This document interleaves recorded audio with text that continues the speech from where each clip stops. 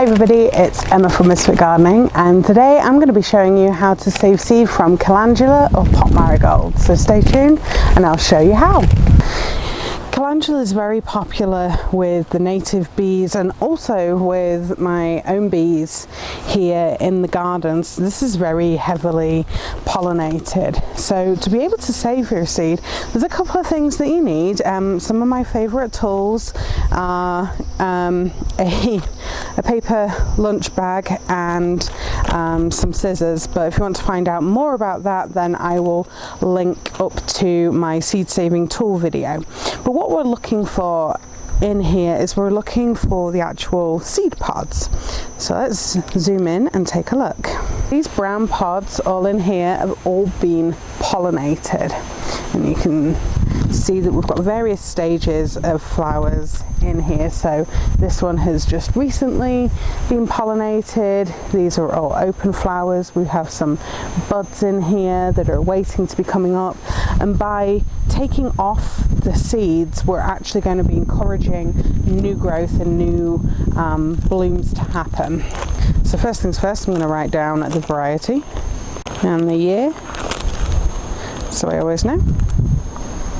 All we're going to do is we're just going to be chopping them off with a little bit of stem and popping them into this brown paper bag, and that's it. You want to be taking the brown ones off because they are the most mature seeds. If you cut off the green ones, like these ones, these are immature seeds. They're still developing. They are not going to be viable.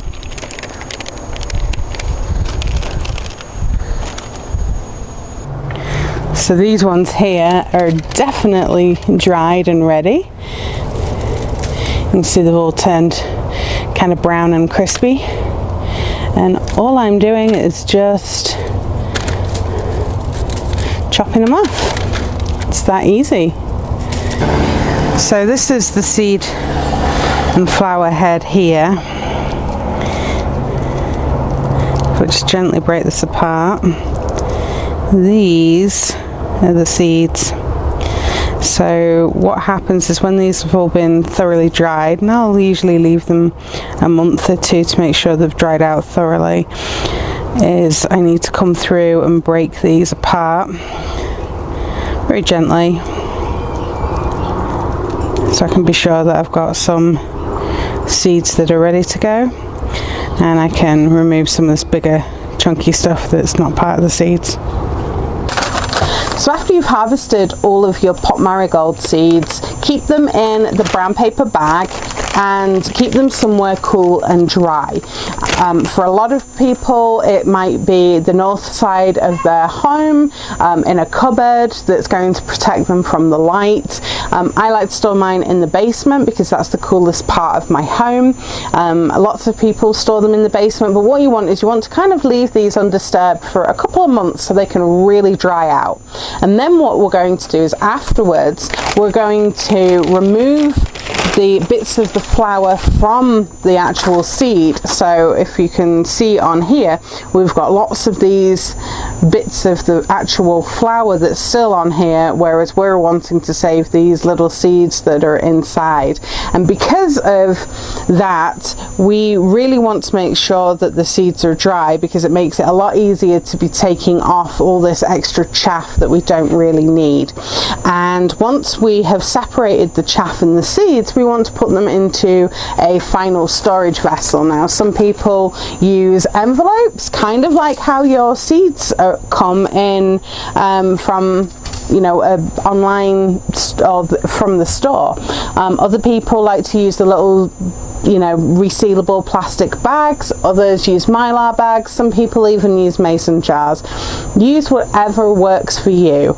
And you know, if you've got space constraints and stuff, envelopes work just fine. You can make sure that you put, you know, what it is, the variety if you know it, and the year that you saved it on there, and you can store those all together.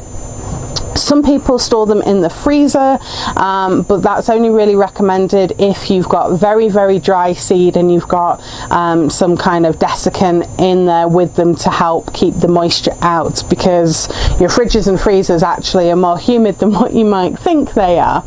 So you want to keep the seed really dry, because if you think about what a seed needs to grow, it is moisture and it is some heat or some light. So you want to keep those three things away from it, and keep them somewhere cool, dark and dry, and that will help preserve the viability of the seed. And really you want to be trying to grow out your seed, you know, every couple of years or so, and then collecting the new seed to keep, you know, refreshing the seed that you have available. I hope you found this video useful. If you did, please hit the like button, share and subscribe to the channel if you're new, so you don't miss out on how to grow your own food and homestead, even if you live in an urban area. Until next time, I'm Emma from Misfit Gardening, and I hope that you guys have a wonderful rest of the week, and I hope that your garden grows beautifully.